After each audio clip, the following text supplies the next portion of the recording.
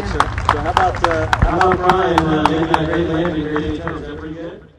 When you're looking down at the track from 5,000 feet,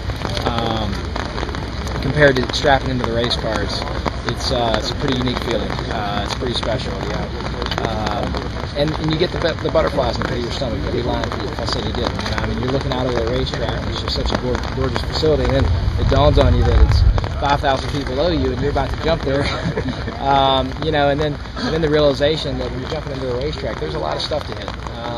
It's not like a normal drop zone. Well, there's obviously a difference between the two. There's a lot of similarities. I mean, that anticipation, that rush when you get suited up and you put your skydive. Sorry, these bugs are throwing out.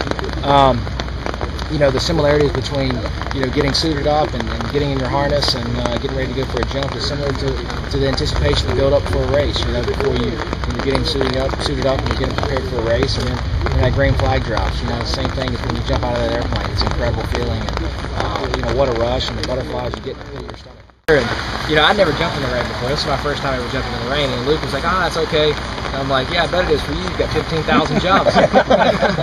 And he's like, just be careful on the way down, because you're hitting the sharp end of the water droplets. I'm like, what? He's like, the raindrop, you see the picture of a raindrop. He's like, you're going to be hitting the sharp end. Y'all don't get that either. Yeah. Okay.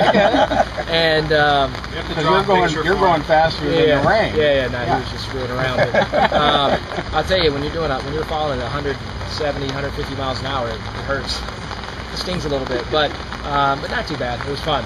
Once you get under canopy, it's not bad at all. The only problem is sticking the landing when you're sliding through water and mud and grass and tarps. Somebody put a tarp out there for me, thank you. It's like a slip and slide.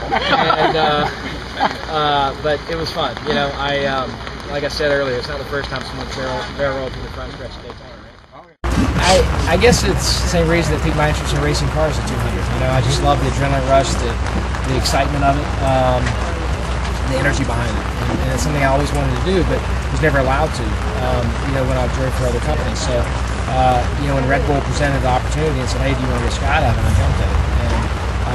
And, I thought it was, I didn't know what it was going to be. I didn't know if it was going to be a one and done thing or if it was going to become a lifelong passion. And I had my suspicions, and sure enough, they were correct. It became a lifelong passion. We wanted to do something different. What we've traditionally done in the past is, it was great then, but we want to make it better. That's what NASCAR is all about, is making it better for the fans, the media, and the people in the industry, and more exciting. And like what we do, we a group of us sit down and came up with skydiving to the racetrack. That's a way to get attention for the race. I'm just in better shape. I spent all last year out of the car training and preparing for the season and moving forward, and just taking a whole nother health to a whole nother level now. I was in good shape before. Now I'm just in better. I'm up for whatever. I skydive, rock climb, mountain bike, dirt bike. I'm down for whatever. No bullfighting? I haven't done that yet, but it's on the list. In my training, it's not about getting big. A lot of my stuff is endurance training. It's long distance. It's cardio, long distance on bikes. There is a lot of weight training, but even within that weight training, it's more high rep, low weight. It's not. The idea is not to get big. It's just to make everything as efficient and strong as possible. They were pulling behind it. They were encouraging me. They love this kind of stuff. Red Bull. If you're up for doing it, you're up for helping. So that's why Luke is here. And, Luke is one of the Red Bull skydive teams, the Air Force, Red Bull Air Force guys, and one of the best skydivers in the world. He's been my coach since the very beginning, and having him here definitely helped a lot. I would have never done this without his guidance.